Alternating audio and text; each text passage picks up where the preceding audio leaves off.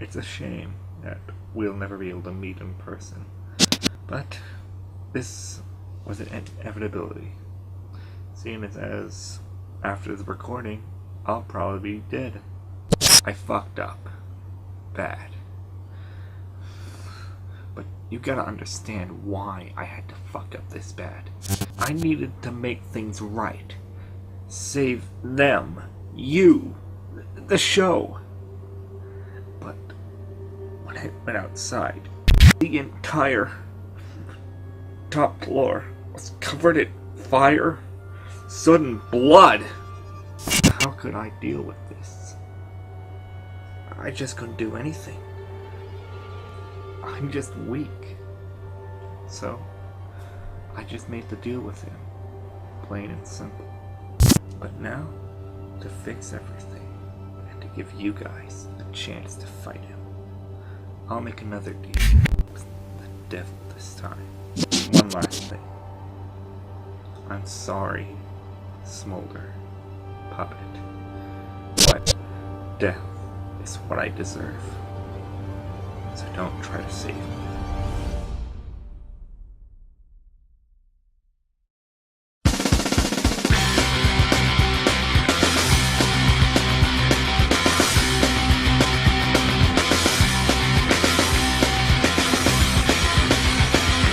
Scooby-Doo, where are you?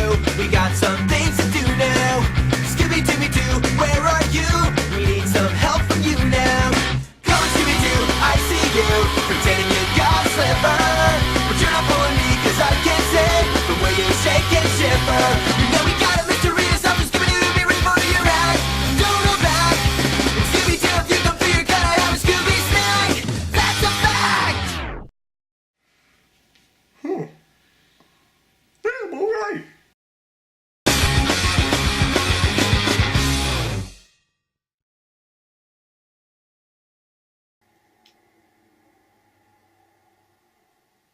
So,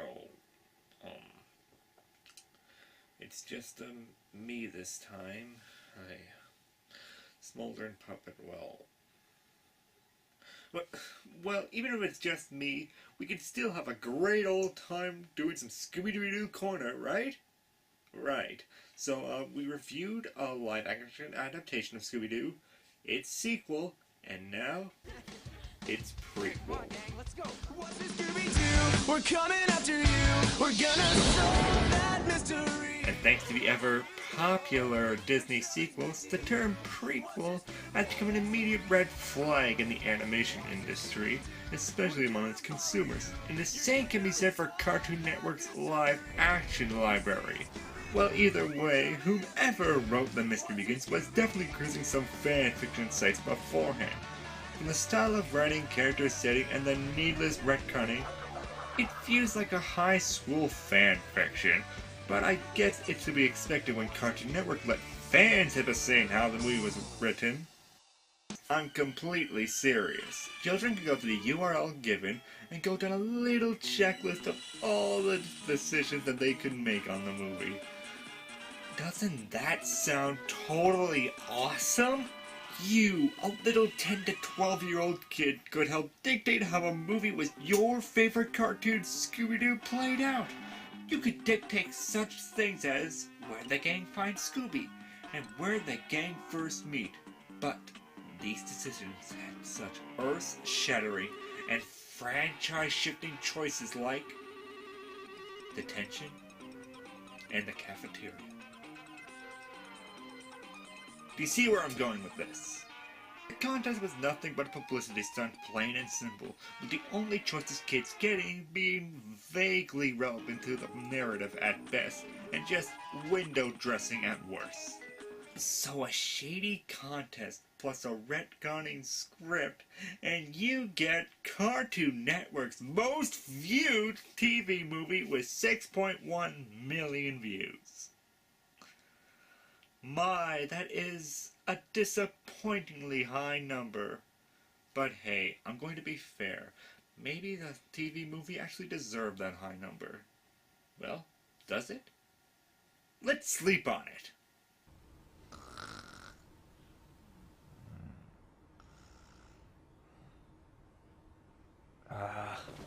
Alright. This is Scooby-Doo, The Mystery Begins. Box art does have a very dynamic design to it.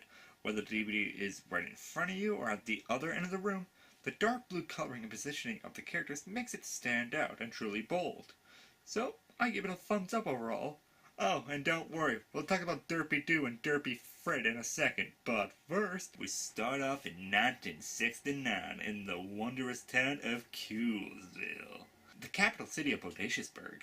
Oh, and yeah, 1969! Truly, this movie is the pinnacle of historical accuracy. Pinnacle!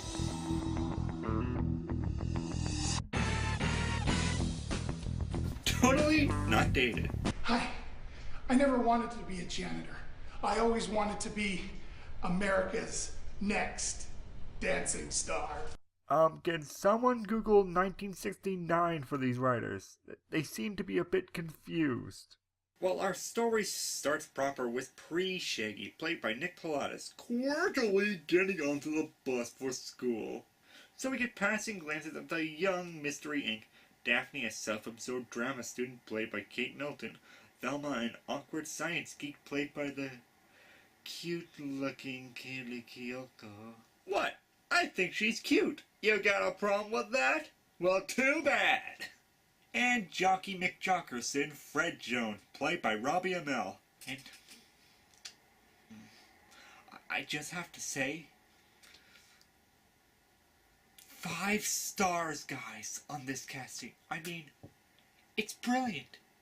Absolutely brilliant. Like Heath Ledger and the Joker, Robbie not only acts as Fred Jones, but becomes him. He has the acting chops that can rival that of the masters. The comedic attitude. Hey, I'm gonna have to run away from home. The delivery. He's not my friend. And most importantly, the brunette hair. Oh, and if you didn't get my subtle sarcasm there, let me tell you why Robbie isn't a blonde in this movie.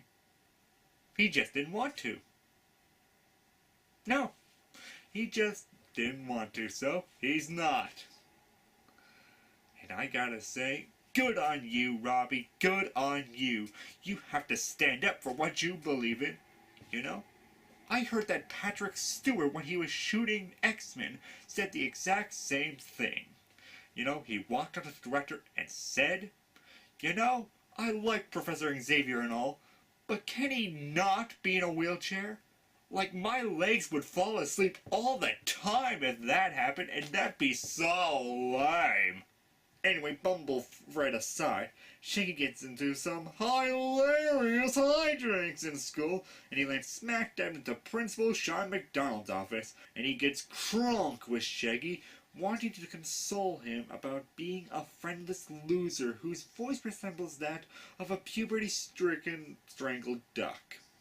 Believe it or not, when I was your age, I had a hard time making connections with people. But you know what helped me? Philately.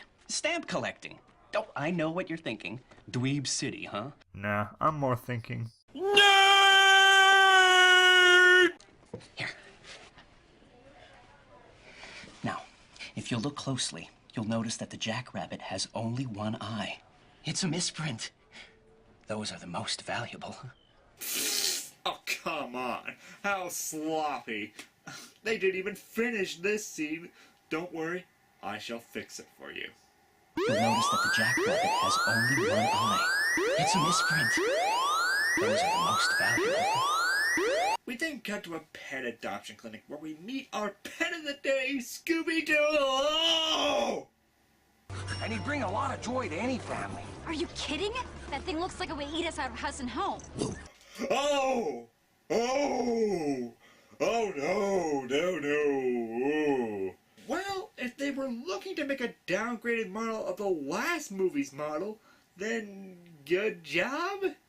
This model does look like they translated the drawing of Scooby-Doo exactly to the big screen, or tiny screen in this case. But You really can't do that. Or at least you shouldn't do that. A drawing is very different to a CG model, namely it's on the tip of my tongue, the eyebrows! But hey, it ain't the worst! Ah, my eyes! Regardless, Scooby is sad because nobody wants a super affectionate dog that can ride, spin plates, and talk. But to be fair, maybe it's because he looks so goddamn fake. So, also sad to say, Scooby isn't adopted. And there was much rejoicing. But at least he's with a caring, loving adoption agency that puts him in a tiny-ass cage and who couldn't be bothered to properly secure his cage, leading him to falling out of the truck.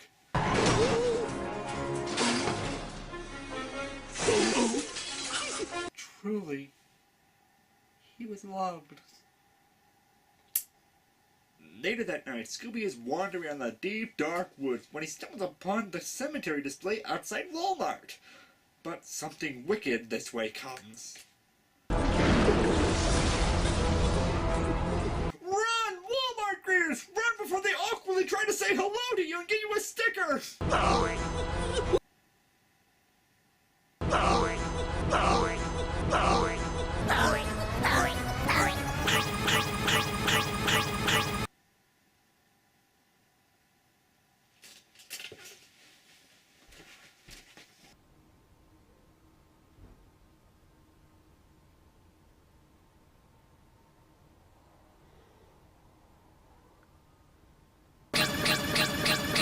Oh, and P.S., are those really your ghost effects? Ooh, it is I, the ghost teacher WHYBOY. Ooh, this effect took me only like 5 minutes to do. Ooh, isn't this sad? Ooh. So Scooby, obviously freaked out, runs away to the lap of Shaggy, and the two quickly form a friendship that will last a lifetime. Without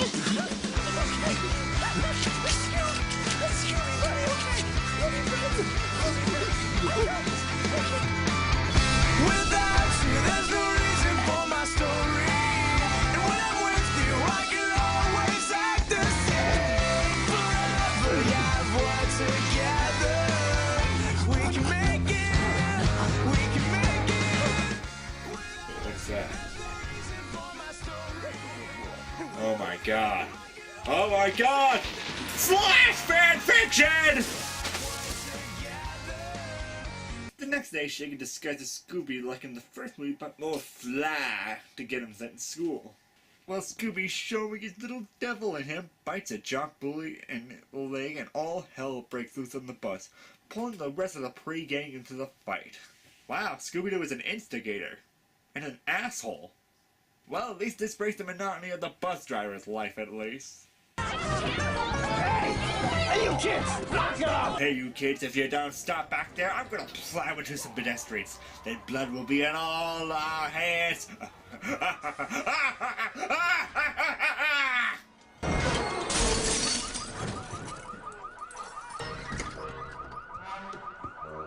Who is responsible for this?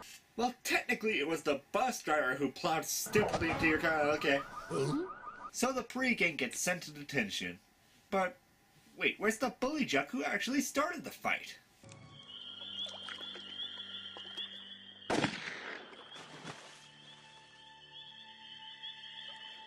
So Vice Principal King Hippo from the Captain N series.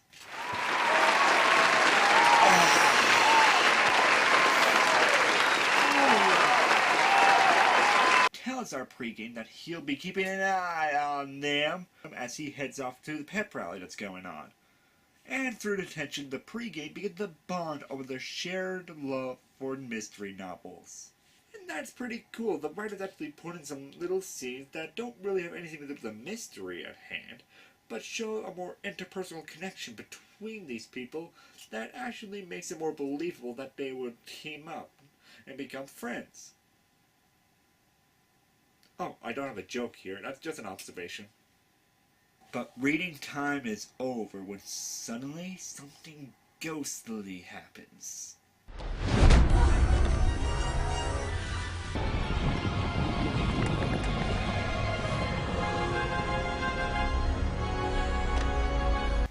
only there was someone that we could call... Okay, jeez! The pregame race out of the library, fleeing from the green screen ghost, and interrupt the pep rally.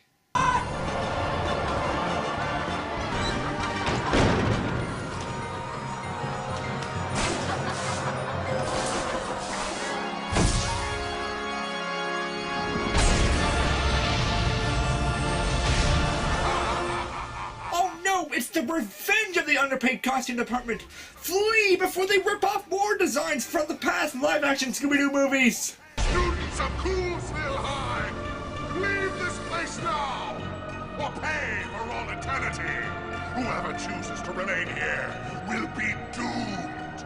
Hear me? Doomed! Hey, bad timing to mention this, but that guy who wears the cougar costume? Does he always wear it? That's just weird. After everyone runs away, Vice Principal King Hippo goes all fuck eyewitness testimonies of real ghosts and blames the pregame for the ghost appearance and suspends the lot. So now they must investigate to clear their names. Wow, it's almost like you've heard this story over 1,000,000 times before. The pregame start their investigation at the Walmart Cemetery, where they find the gravestones of 2 teachers who lost their lives during a great flood that took place in Coolsville over a decade ago. Huh. A Scooby-Doo movie actually talking about the deaths of people. I applaud you, writers. I applaud. But there's still that pesky third ghost that needs explaining, so the pregame break into the school to look for clues. Find out what they're up to, then get rid of them. Zoinks, guys! Do you hear something that was immediately behind us? Rope. Oh, okay. Velma, using a black light, begins investigating the stage, and ew! What was that cougar doing on stage? No, actually she finds residue from a smoke screen, and after finding a similar looking costume in the costume room, they come to the conclusion that the third ghost is in fact a normal person who somehow found a way to control those ghosts. And speaking of ghosts... Sad to say, but those forms are much more threatening than their ghost forms. But hey, anything scarier with glowing red eyes. Whoa. What? Anyway, the gang splits up, one of the ghosts following Shaggy and Scooby into the kitchen and locking their asses in the freezer, leaving Fred and the girls to escape from some of the cheapest looking explosion effects since the ones that I use. The next day, Fred and the girls arrive at the school to find Vice Principal Hippo blaming Shaggy and Scooby for all the damages. But don't worry, these two are the best of friends, so they can overcome any adversity together. I'm out of here. What a dick! It almost seems like Shaggy will go down alone, but Velma, Daphne, and Fred stand up for Shaggy and all get expelled together because of it. I have to admit, this is a very good character building scene, really demonstrating the group dynamic that has formed with these 4 over the movie. It really is a sweet scene between these 4 friends.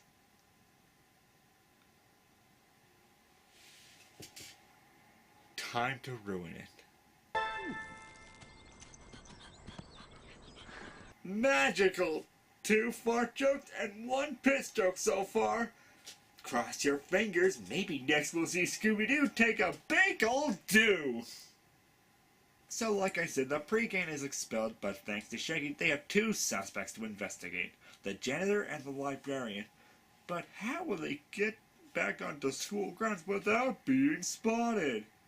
This looks like a job for quotation marks 1969 fashion.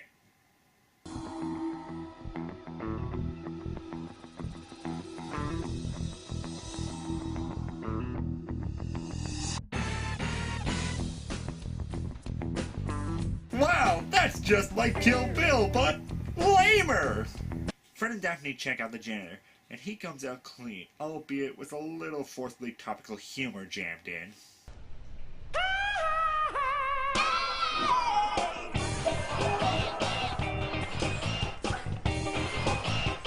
the nice-looking Velma. Oh, she investigates the librarian, but she's innocent too. However, Velma manages to find a volume set of books all on raising the dead. What? You've never found the Necronomicon in your public library? Obviously, it's right next to the graphic novels and manga. Obviously. They find the last one to check out the book was Vice Principal King Hippo, but oh no, they can't break into his house to find evidence. Oh, not because it's against the law or anything, but because it's on the other side of town, and it would take them all night to bike there. It would take either a taxi ride or a miracle to pull this off. Like, I have my license. See? That's fine, Shaky, but you don't have a vehicle to drive. Where will they get a vehicular machine? A machine of mystery, to be precise, to drive there with? Where? So which one's our ride? Right behind you. Groovy! It's what the groundskeeper uses to haul stuff around. When I turn 16, they're buying him a new one. It's nice, but that smell of blood and quesadillas will never get out of the carpet. The pregame finally make it to King Hippo's house, and they begin searching for clues. But first... Come on, Scoob, let's see if it works.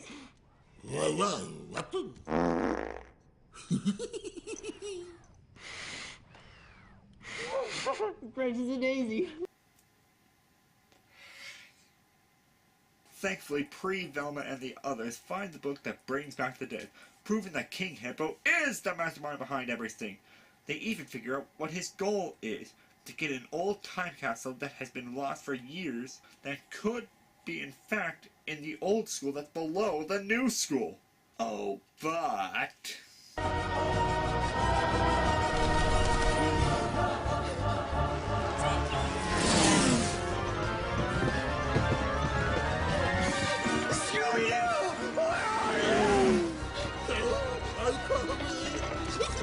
That's great, Scoop. Real top notch. But could you actually, contribute to the narrative of this movie instead of, hiding off screen so the 3D modeling team has less work to do? Foolish children! You've fallen right into my trap! I just remembered. Magnesium chloride has makes you sleepy. No? Okay then. How about we instead cut to the pregame waking up in the gym with the true mastermind having captured Scooby and revealing that he isn't King Hippo at all! So using Scooby as leverage, the mastermind tells the pregame to search the old school to find the time capsule. They weigh their options. Scooby-Doo's my dog, and I'd do anything to save him. He's right, guys. And Scooby's not just his dog. I feel like he's my dog, too. I have to admit, he's really grown on me, too. Oh, jinkies. He's sloppy, he smells, and I'm really more of a cat person, but he's still the cutest dog I've ever seen. What do you say, gang? Do it for Scooby-Doo? For Scooby! Yeah, that's really nice and all, guys, but, why do you care? We haven't even had one instance of these three even talking with Scooby for that long. Only Shaggy has had any personal scenes with the Bow Wow, and that was just a short montage. Now that I think about it, why is this movie called Scooby-Doo The Mystery Begins? Scooby-Doo is barely in it! You should have told him Mystery Incorporated The Mystery Begins! That would have actually been accurate. But no! The Scooby-less pre-Scooby gang go down below with a plan to get the book back from the mastermind to stop the ghosts. What? What is it? I think we found it. The problem is, it's really heavy. Yeah, and we're gonna need some help. Yeah. Great plan, guys. It's not like he's actually seen pictures of the time capsule and would know that it's not that big. Oh, oopsies! They managed to get the book, and while being chased by the ghost Scooby...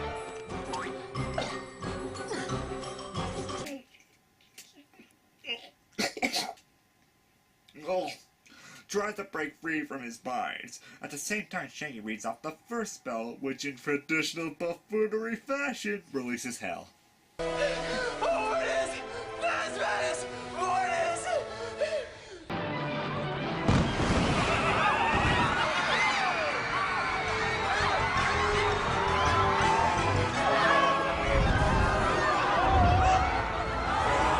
Oh, that lovable bozos! Anyone for chicken cordon bleu?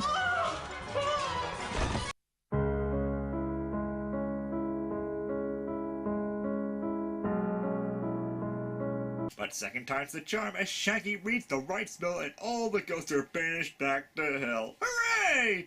Now there's only one mastermind remaining, but he's got cartoonish dynamite! I'm still the only one getting out of here!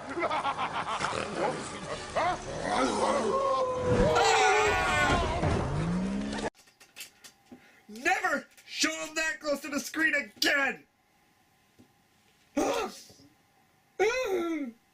So who was the mastermind this entire time? No! No! No! Principal Deedle! Oh my god! I never would have guessed! If only there was some really forced and contrived dialogue wrote it into the beginning that talked about his obsessive need of stamps! Then I would have been able to figure it out. Damn you writers! You have bested me once again! So the Prey gang is exonerated of all their crimes, they get to bury the time capsule, Scooby Snacks now should look like cat turds, and they decide to continue mystery solving, leading to what else? A montage! Go! What's this Scooby-Doo? We're coming after you! We're gonna solve that mystery! I see you, Scooby-Doo! The trail leads back to you! What's this Scooby-Doo? Na na na na na na na na na na na.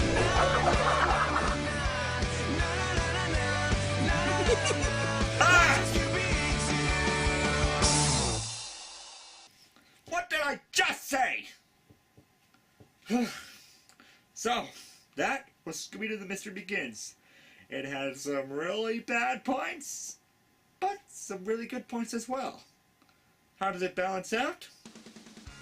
The story and the mystery for the most part flow fairly well, with a greater focus on the actual investigation and character relationships, which I actually liked. My favorite part of the movie were the personal scenes where the characters were allowed to just talk and form their bonds, even though some are slightly forced. The acting, on the other hand, is standard and just plain wooden, leaving the characters very bare but manageable for the story the movie is trying to tell.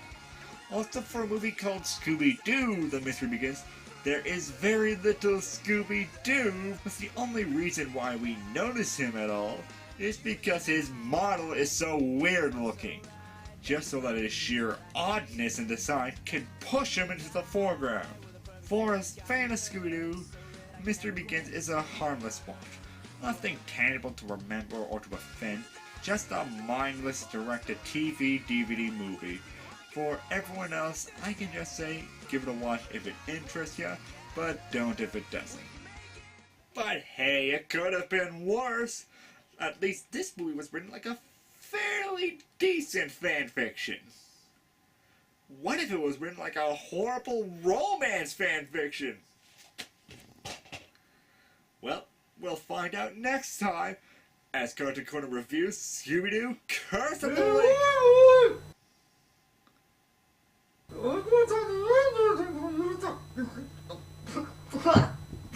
Can't stop me getting my mouth. I guess it's interesting for you. So, come chase me, see? God damn it, Smolder! I told you and Pupper to get out of here! Where are you?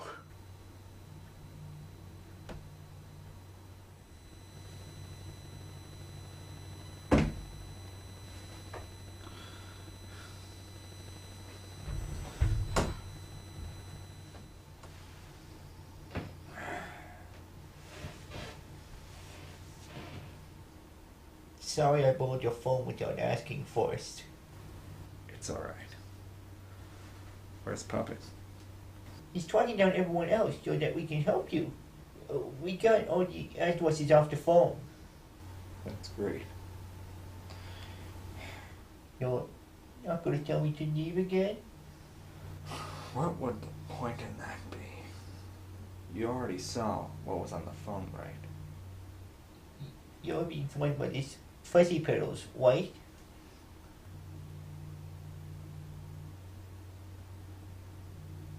We know he's been harassing and threatening you. It's not right. So let your friends help you. You can tell us about fuzzy pedals, and then we can kick his doo-doo face butt. A French speech? Really? Hey, it was more a rebuttal than a speech, you poohead.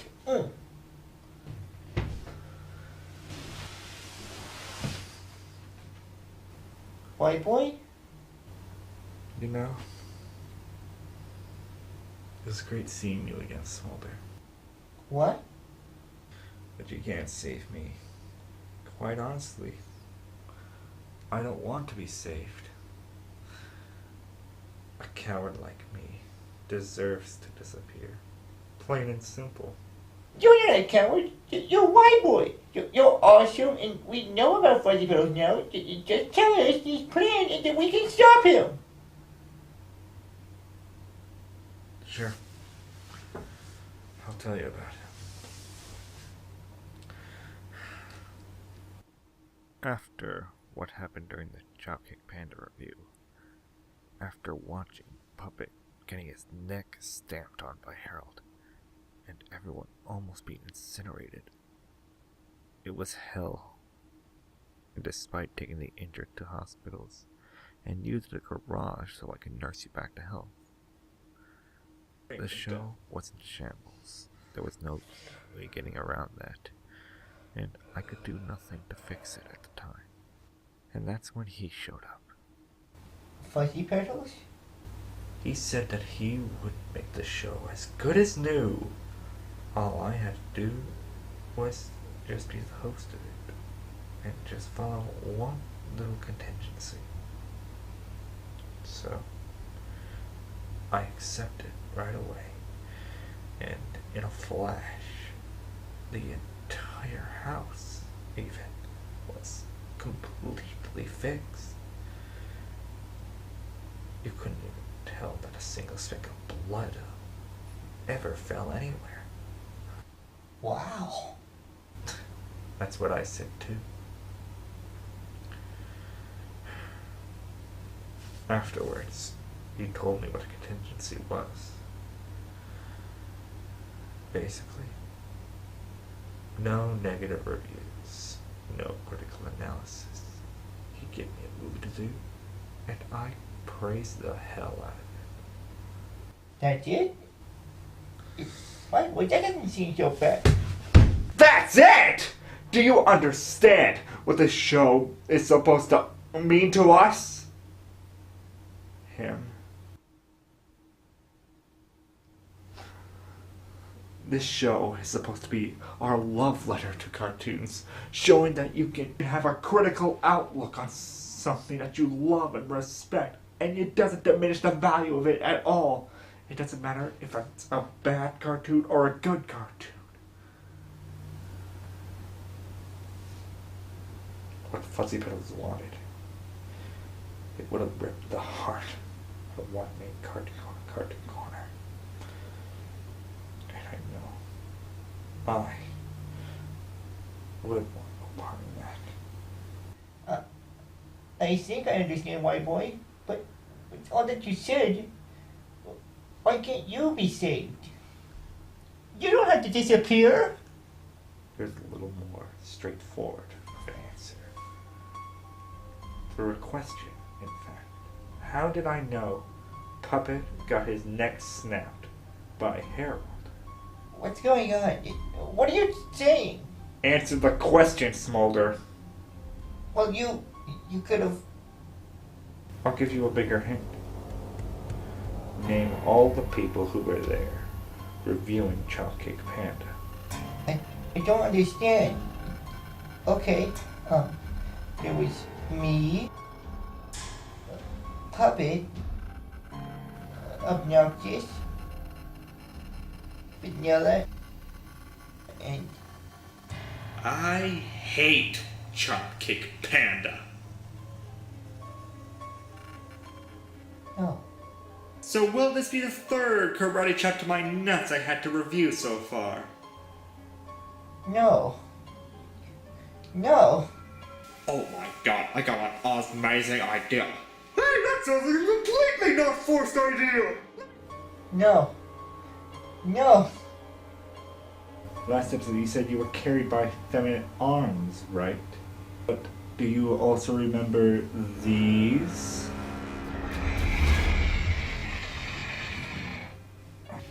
What the fudge? I was, experimenting? I am WHYBOY number 7.